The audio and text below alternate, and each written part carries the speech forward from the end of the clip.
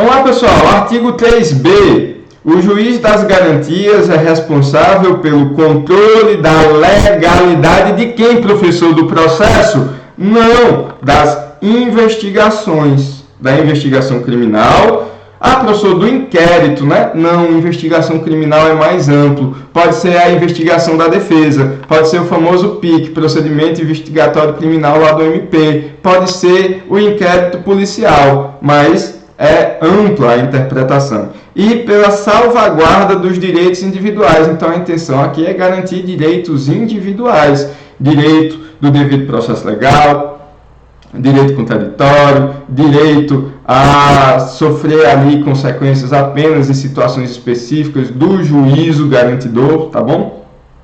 Então, o juiz de garantias, entre outros, não pode ser um juiz inquisitorial. Eu vou repetir isso com vocês em outros momentos. Porque muito se fala, não, mas parece aquele juiz que tem um direito internacional, que ele atua na produção das provas e depois encaminha para o... Não. Ele vai auxiliar, ele ainda continua inerte, ele continua vedado de agir de ofício, ele precisa da provocação de quem quer que esteja investigando para pedir as medidas que ele irá conceder ou não, sempre de maneira justificada, tá bom? Cuja franquia tenha sido reservada à autorização prévia do Poder Judiciário, competindo-lhe especialmente. Olha, a gente vai já para os incisos. Não é esses que estão aqui embaixo, não. Então, tenha cuidado. A primeira grande novidade em tese não é dar competência ao juiz de garantir a legalidade, porque isso sempre existiu. Mas a novidade é a criação de uma causa de, olha aqui, impedimento do juiz. O juiz das garantias, ele não poderá participar da fase processual. Temos um termo aqui que é o recebimento da denúncia ou da queixa.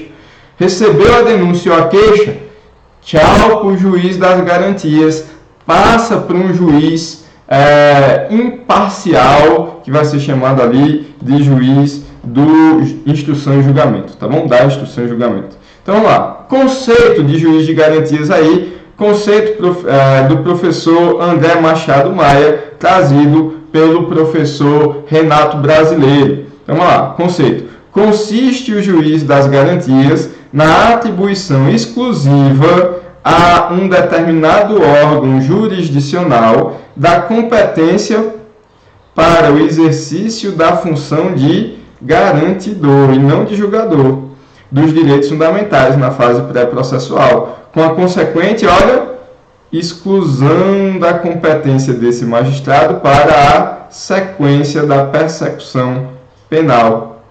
E aqui, meus amigos, é importante lembrar para vocês que o nosso sistema processual penal, ele divide ali em duas partes a fase pré-processual, também chamada de fase investigatória, que ela vai desde a instauração da investigação, desde aquela portaria do delegado abrindo a investigação, desde o termo lá que o cidadão vai fazer a queixa, vai levar a informação, tá certo? O boletim circunstanciado, enfim, até o momento em que existe o recebimento da peça acusatória. O juiz vai lá e diz, olha, tá bom, parece que temos aqui um substrato mínimo de autoria e materialidade que merece ser melhor discutido. Então, essa é a fase pré-processual. O processo vai iniciar a partir daí.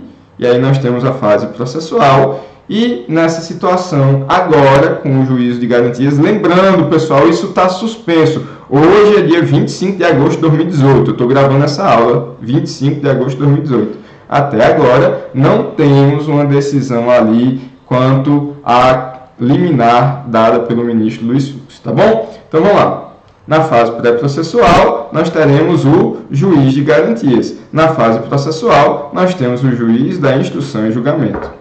Qual é a natureza jurídica, professor, do juiz de garantias? Então, a natureza jurídica, segundo o professor Renato Brasileiro, é a competência funcional por fase do processo. Então, é mais uma competência, faz parte ali daquelas normas Lembrando que o direito processual a gente divide ali em jurisdição, ação e o restante do procedimento, não é isso, professor? Professor, você está meio enrolado aí em processo penal, precisa dar uma estudada, na verdade, em teoria geral do processo. Mas, enfim, o que eu quero dizer para vocês é que é uma regra de competência funcional e que as regras de competência funcional fazem parte das regras de jurisdição. Tá bom? Para frente. E aí, pessoal, algumas distinções importantes que eu trago para vocês. Inclusive, o próprio ministro Alexandre de Moraes disse, olha, isso não é nenhuma novidade. Lá em São Paulo, há muito tempo, desde o tempo que eu fui secretário de Segurança, a gente já tinha ali o DIPO, que o pessoal lá em São Paulo chama de DIPO, mas tem na Amazônia, tem no Maranhão, aqui perto tem no Piauí, tem em outros estados, que ficou chamado ali em muitos locais de centrais de inquérito. Professor, juízo das garantias é a mesma coisa que essas centrais de inquérito que já existiam? Não, pessoal. Por um seguinte detalhe. Não existia o impedimento, de novo, não existia impedimento do juiz do DIPO seguir na fase processual. Então, vamos supor, tem um juiz ali que vai auxiliar nas investigações, nas centrais de inquérito, vai determinar ali as cautelares, a apreensão, a busca e apreensão, as gravações, interceptações telefônicas, gravação ambiental, enfim. E depois iria para outro juiz. Só que um juiz desse do DIPO podia ser removido ou podia estar respondendo por uma outra vara. E aí, às vezes ele era o mesmo, lá da central de inquérito, e depois ele ia acabar julgando lá na vara do processo, onde o processo tinha sido distribuído. Então a gente tem que ter cuidado que não é exatamente a mesma coisa do DIPO, não.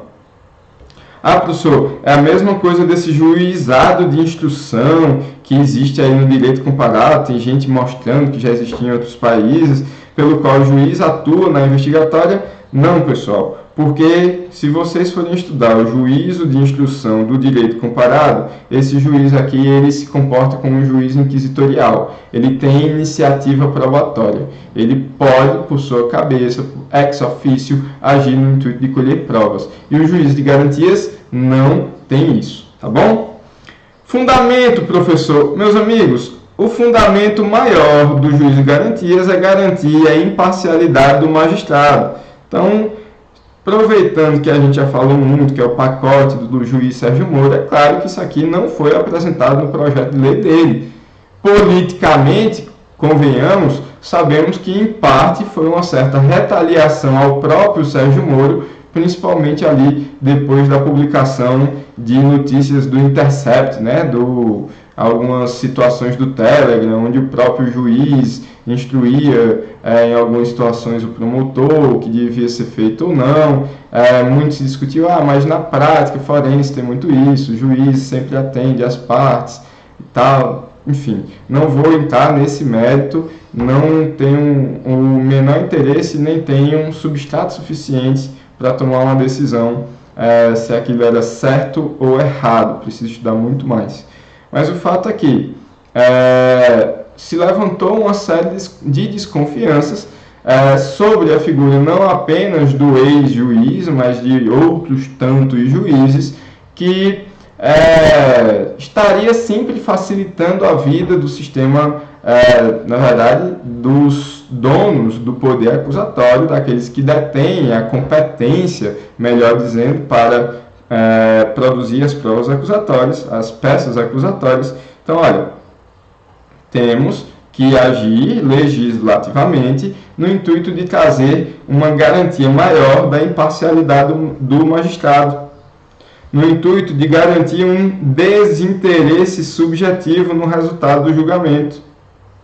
Então, muito se fala, pessoal, que a imparcialidade do juiz está na Constituição de 88, mas ela não está expressa, mas entende que diante do devido processo legal é direito implícito, mas também, olha, está expressamente na Convenção Americana de Direitos Humanos, que o Brasil é signatário, no artigo 8º, item 1, que fala exatamente da imparcialidade do juiz.